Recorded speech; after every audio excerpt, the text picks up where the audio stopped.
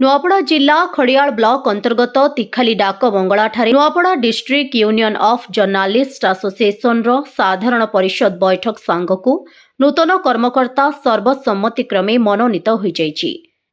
संघर सभापति सुशांत कौरଙ୍କ अध्यक्षतारे आयोजित सभारे मुख्य अतिथि रूपे ओयूजे राज्य साधारण संपादक कंबुपाणी मिश्र योगदान करिथबा बेले ओयूजे बलांगीर शाखा सभापति बद्रीनारायण मिश्र सम्मानित अतिथि और नुआपड़ा जिला पर्यवेक्षक भावरे ऋतुराज सिंह देव बैठक रे जोगदेई संगठन विभिन्न दिग उपरे आलोचना करबा सह संगठन को मजबूत करबा सह उत्तरोत्तर कामना करी संगठन लोकंक होई जिलार समस्यालु लोकलोचन आनिबा सह जिला प्रशासन पाखरे उपस्थापन करिब सेही उपरे आलोकपात करथिले। एही क्रमरे सर्वसम्मतिक्रमे नूतन कर्मकर्ता मनोनीत करा जायथिला। शुभ्रांशु कुमार नायक जिला सभापति भावरे मनोनीत होइथिबा बेले साधारण संपादक मकारू बेमाल, उपसभापति मृत्युंजय पंडा, सह संपादक भाग्यवान माझी और कोषाध्यक्ष भावरे सत्यव्रत षडंगी को मनोनीत करा जायछि।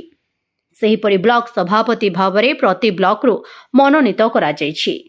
सिनापल्ली ब्लॉक सभापति रमेश जगत, खड़ियाल माइकेल नंद, कोमना रंजित पंडा, नुआपड़ा देवदास पाढ़ी और बोडेन ब्लॉक सभापति भावरे गणेश चंद्र बाग को मनोनीत करा जायछि।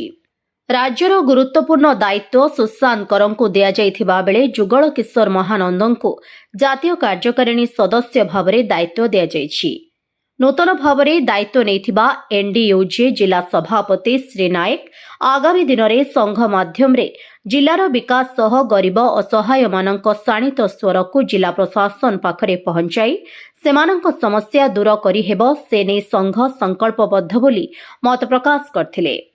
ଏହି ଅବସରରେ ବିକାଶ ଖର୍ସେଲ, ବିଶିକେଶନ ପଣ୍ଡା, ନୀଳମଣି ପଣ୍ଡା, ଝସ୍କେତନ ରଣା, ଗୟାରାମ ମେହେର, ରମାକାନ୍ତ ବନ୍ଦିଛୋର, ହରିରାମ କରୁଆ, ଉପେନ୍ଦ୍ର ମଟାରୀ, ଦିନେଶ ଯାଦବ ପ୍ରମୁଖ ଉପସ୍ଥିତ ଥିଲେ।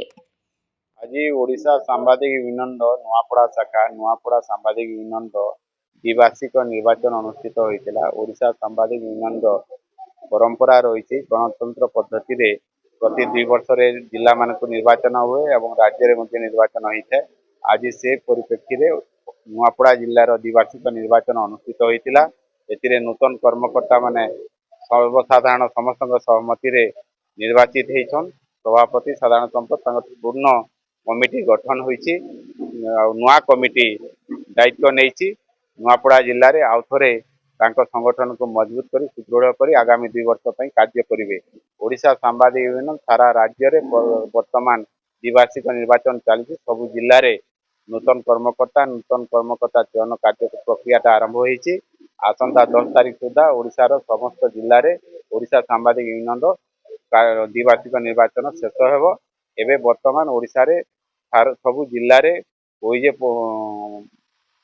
समस्त कार्यक्रम सामिल होकर सबु सदस्य को लेकर सारा राज्य में सुदृढ़ करने संगठन को कार्य आरंभ हो। आज नुआपड़ा जिला ओजे शाखार नूतन कर्मकर्ता चयन हेले। ओजे सदा बेले इलेक्शन सिलेक्शन उपर विश्वास करे। नूतन कर्मकर्ता चयन होजेर सांगठनिक नुआपड़ा सुदृढ़ करने नुआ कर्मकर्ता माने दायित्व नहीं से आगे बढ़े। आगामी दिन में 10 तारीख भितर आम ओजेर सब शाखार इलेक्शन कर बर्तमान आ 2-3टा जिला अच्छी। आसंता 22 तारीख दिन आम प्रतिष्ठा दिवस अच्छी। से प्रतिष्ठा दिवस रे टोटाल सब 30टा जिलार कर्मकर्ता समस्त जनरल बॉडी सदस्य से उपस्थित रही प्रतिष्ठा दिवस पालन करेंगे। आज गुरुदायित्व दिखाई सभापति भाव में नुआपड़ा जिला एनडीओ सभापति दायित्व मत दिखाई यहाँ सुचारू रूप संपादित करने सबले चेष्टित रही।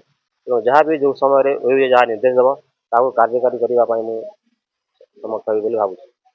नुआपड़ा जिल्लारू जगन्नाथ सागर रिपोर्ट ओडिशा हाइलाइट समाचार।